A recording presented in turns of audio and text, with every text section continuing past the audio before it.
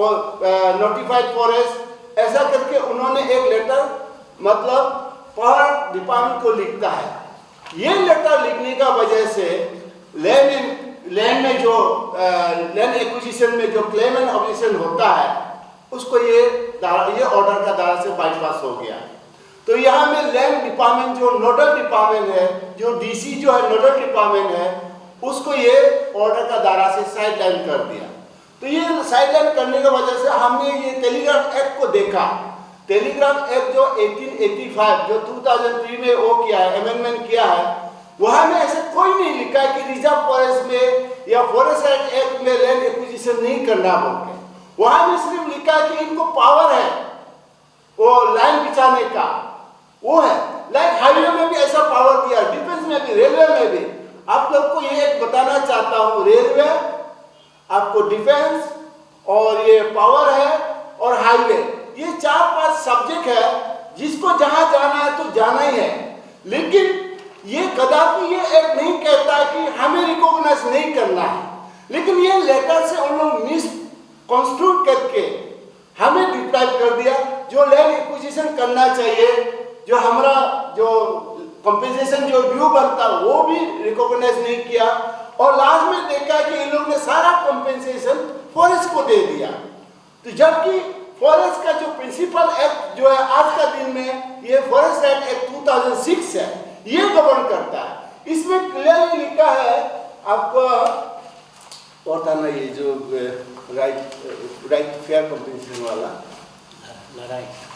यहाँ, हाँ Lara act वाला निकालो। अरे यार जब यही तो है लारा एक्ट वाला। अच्छा, वो लारा एक्ट में भी वो मतलब उसको भी इंसर्ट किया गया है, फॉरेस्ट राइट एक्ट को उसमें रिकॉग्नाइज किया बोल के। तो अगर ये फॉरेस्ट राइट एक्ट 2006 को रिकॉग्नाइज करता है तो हम रिजर्व फॉरेस्ट में रहने से भी हम वहाँ में राइट बनता है ओनरशिप। जब हम ओनरशिप होता है ऑटोमेटिक हमारा कंपेंसेशन होता है। तो ये कैबिनेट का जो नोटिफिकेशन निकला है हमें बात कर दिया। तो उस पे हमने जब कल उनको बात किया कमिश्नर पावर को, वो कह रहा था कि अच्छा तब तो हम इसको हटा देगा। मैं अभी ये कंफ्यूज हो रहा हूँ कि अरुणाचल का कैबिनेट इतना इजीली डिसीजन लेता है क्या, कि मतलब इतना हटाने लायक डिसीजन को भी कैबिनेट ले सकता है क्या? क्योंकि अगर कैबिनेट इतना इजी था तो कैबिनेट डिसीजन लेने का क्या जरूरत था? ये मैं कैबिनेट को, मैं ऑनरेबल चीफ मिनिस्टर को मैं संज्ञान में लाना चाहता हूँ कि आपका एक ऑफिसर ने बोला अच्छा इसको हम लोग हटा देगा, जबकि कैबिनेट में 10-12 मंत्री होता है। सब्जेक्ट का जो सब्जेक्ट जैसे कि लैंड का मिनिस्टर होता है, फॉरेस्ट का होता है, पावर का होता है, अलग अलग डिपार्टमेंट बैठ के एक डिसीजन लेके आउटकम लेके एक डिसीजन देता है जो कैबिनेट डिसीजन जिसको बोलता है। तो इससे हम एग्री हो गया।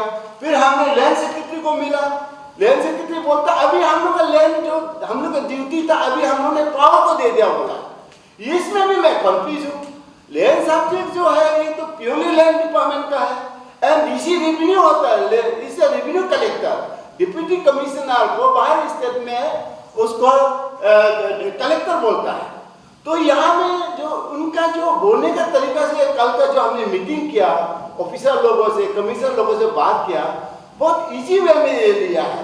तो मेरा मोटा मोटी कहने का मतलब है ये पार्लियामेंट एक्ट था, इसको स्टेट एक्ट उसको ओवररूल नहीं कर सकता था, लेकिन यहाँ किया।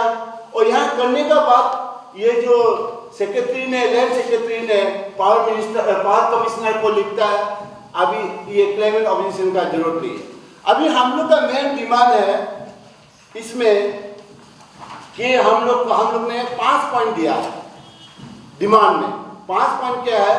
Proper procedure laid down in laws be follow to acquire. Proper procedure होने से क्या होगा? लैंड डिपार्टमेंट आएगा। लैंड डिपार्टमेंट आने से क्या होगा? लैंड डिपार्टमेंट में फॉरेस्ट राइट एक्ट भी आता है and right to fair compensation, ये वाला right to fair compensation and transfer in land acquisition rehabilitation and resettlement act 2013 ये भी आता है। तो ये प्रॉपर प्रोसीजर होने से, तो प्रॉपर प्रोसीजर होने से हमारा लैंड का स्टेटस भी हमको मालूम हो जाएगा, एज वेल एज कंपेंसेशन भी होगा। तो ये हो गया फर्स्ट पॉइंट। उसका बाद सेकंड था नोटिफिकेशन क्लियरली शोइंग। अभी नोटिफिकेशन नहीं देने का वजह से हमारा लैंड ले रहा है ना किसका ले रहा है नहीं ले रहा है, फॉरेस्ट का था ना पीडब्ल्यूडी का था, ये हम लोग को श्योर नहीं हो रहा है। जबकि अब ये हाईवे को देखा होगा, जब भी हाईवे को एक्वायर किया पीडब्ल्यूडी कंपनसेशन लिया है, पीएचई भी लिया, दुकानदार भी लिया, लैंड डिपार्टमेंट भी लिया, जितना भी हमने वो रोड में राइट ऑफ वे में जितना भी डिपार्टमेंट था सब ने कंपनसेशन मिला, क्योंकि इसके लिए नोटिफिकेशन निकालना पड़ता है, ये रास्ता से जाएगा ये एरिया से जाएगा, तब ओनरशिप वहां में क्लेम एंड ऑब्जेक्शन आता है। तो ये हम बोल रहे हैं कि ये होना जरूरी है, ये हमने डिमांड किया गवर्नमेंट को। थर्ड है, अभी इसका चलते हुए हम लोग का एलपीसी वाला दिखा दो। अभी देखो ये गंडगोल होने का चलते हुए अभी हम लोग के एलपीसी नहीं मिल रहा। अभी हम लोग 12 पाकी कैसे में जो रहने वाला फॉरेस्ट राइट एक्ट 2006 का हिसाब से हम एलपीसी ले सकता है।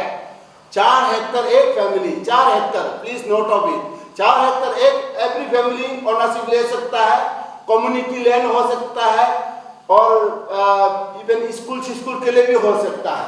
लेकिन ये जो गवर्नमेंट का ढीला ढाला टैक्टिक्स, कभी बोलता है रिजर्व फॉरेस्ट है, कभी बोलता है अभी पावर डिपार्टमेंट इसको डील करेगा, तो इसीलिए हम जो 2006 फॉरेस्ट एक्ट का धारा होते हुए भी अभी हम एलपीसी नहीं मिल रहा है। और एलपीसी नहीं देने के लिए ये डीसी पाकी कैसे लेटर लिखता है, ये लोग रिजर्व फॉरेस्ट में है, इसीलिए इसका पहला दिया हुआ एलपीसी भी कैंसिल करो बोलता है।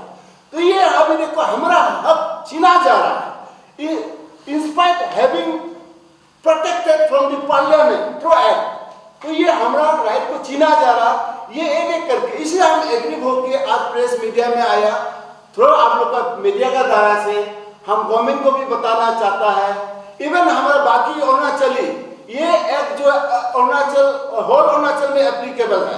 आज हम एक मैं उसमें मेंबर था, मैं ये एक को जब 2006 का एक लागू हुआ था मैं खुद मेंबर था, इसीलिए मैं मालूम हो गया पटक से। लेकिन बहुत सारे साथ एमएलए है जिसको मालूम नहीं है, मैं उनको भी ये प्रेस कॉन्फ्रेंस द्वारा से मैं अवेयर करता हूँ। कहीं आपका जैसे बालुकुंग हुआ, बाली में हुआ, इवन दुईमुख ईटानगर आप देख रहा है, तालोक उत्तम साहब डेली नोटिस निकाल रहा है, डेली सर्कुलर निकाल रहा है, पीसीसीएफ का ये ऑब्जेक्शन है, तो इसका चलते ये है। तो इसीलिए हम लोग सोचता है कि जब हमें राइट दिया है तो हमारा एलपीसी को आप कैसे कर्टेल करेगा। अच्छा ये हो गया एक। उसका बाद हमारा डीसी पाकी केसम, हमारा डीसी पाकी केसम ऑर्डर लिखता है पुलिस लगाओ, ये लोग मिट्टी को को काम करने दो, कोई आता है अरेस्ट करो, उसको बुक करो बोल के। भाई हमें एक बोलता है हमको हक है मालिक होने का, ये एक बोलता है हमारा वहां कोई भी काम करता है हमें कंपनसेशन मिलने का, तो ये डीसी साहब, मेरा डीसी साहब हमको कैसे ऑर्डर दे रहा है कि अरेस्ट करो, जेल में डालो बोल के, जबरदस्ती करना है, इवन गांवड़ा को डिटेल कर रहा है ये ऑर्डर का मुताबिक। इसमें भी हम लोग एग्री है, गवर्नमेंट आप इसको क्लियर करो, आप ऐसे ऑर्डर देने वाला कैसे डीसी को आप ऑथराइज किया है क्या। और सबसे बड़ा बात है गवर्नमेंट ऑफ अरुणाचल ने एक तो आपको ये जो एलपीसी कैंसिल किया 278 नंबर्स ऑफ एलपीसी, वो एलपीसी रिलेटेड था मैयादोलो वर्सेस विजय ताचन एंड अदर्स। तो उस जो जजमेंट का मुताबिक एलपीसी जो इशू किया था मैयादोलो वो इरेगुलर था। तो इसीलिए कहीं भी हो, कोई भी अच्छा सिटीजन हो, कोई भी इंटेलेक्चुअल हो या कोई भी लॉ पॉइंट में हो, इरेगुलर को नहीं मानता है। इसीलिए कोर्ट ने इसको डायरेक्शन दिया ये इरेगुलर है, उसको करेक्शन करके एलपीसी दो। ये ऑर्डर में इवन हम लोग को एलपीसी देने के लिए लिखा है, लेकिन हमारा डीसी यहाँ लिखता है अब रिजर्व फॉरेस्ट में एलपीसी नहीं मिलेगा, जबकि ये 2000 फॉरेस्ट राइट एक्ट को ये कोर्ट किया हाई कोर्ट ने, इसी एक्ट का अंदर में इनका राइट बनता बोल के। और सारा गवर्नमेंट ऑफ इंडिया का जो भी कॉरेस्पॉन्डिंग है उसमें government of India forest department अपना प्रेसिडेंट को लिखता है, जितना भी रिजर्व फॉरेस्ट में रह रहा है और यहाँ भी पावर डिपार्टमेंट पावर भी जहाँ लाइन जाएगा वो आदमी को फॉरेस्ट राइट एक्ट का धारा रिकॉग्नाइज करना है। तो गवर्नमेंट ऑफ इंडिया का डायरेक्शन को भी स्टेट गवर्नमेंट डिनाई कर रहा है, डिफाई कर रहा है, इसमें हम एग्री है। तो हमारा एग्री पॉइंट हमने गवर्नमेंट को बताया है। अभी मैं सोचता हूँ आप प्रेस वाला भी आप इंडिपेंडेंट है, हर डिपार्टमेंट को पूछिए, लैंड डिपार्टमेंट मंत्री को पूछिए, आपका लैंड होते हुए आप कैसे पावर डिपार्टमेंट को लैंड एक्विजिशन करने का दे दिया, वो कैसे रिवेन्यू करेगा, लैंड रेवेन्यू को कैसे कलेक्ट करे पावर डिपार्टमेंट? वो देखता है, कलेक्ट नहीं करता है। Only deputy commissioner under the directorate of the land department वो रेवेन्यू कलेक्ट करता है, एंड वो रेवेन्यू उसका हेड का हिसाब से वहां में रेवेन्यू में जाता है। मेरा ये यहाँ का गवर्नमेंट का जो मेरा कल का जो सेक्रेटरी लेवल कमिश्नर लेवल में जो बात हुआ है, उन लोग से जो हमें फीडबैक मिला है, मैं तो एस्टोनिश हूँ। एक फॉर्मर एमएलए के नाते भी मैं बहुत एस्टोनिश हूँ, ये क्या होने जा रहा है, क्या हो रहा है। तो इसीलिए करेक्शन करना बहुत जरूरी है। जो जो डिपार्टमेंट है कंसर्न है उसको ही करने देना है। ये फॉरेस्ट राइट एक्ट 2006 इसका प्रिंसिपल, ये है प्रिंसिपल एक्ट। अभी फॉरेस्ट कंजर्वेशन एक्ट 1980 वो प्रिंसिपल एक्ट नहीं है हम लोग के लिए, ये है हम लोग का प्रिंसिपल एक्ट जिसको बोलते हैं मॉडल एक्ट। इसका द्वारा से हमको गवर्न कर सकता है, नॉट अंडर कंजर्वेशन क्या मतलब फॉरेस्ट कंजर्वेशन एक्ट 1980, हम उसमें अभी नहीं आता है।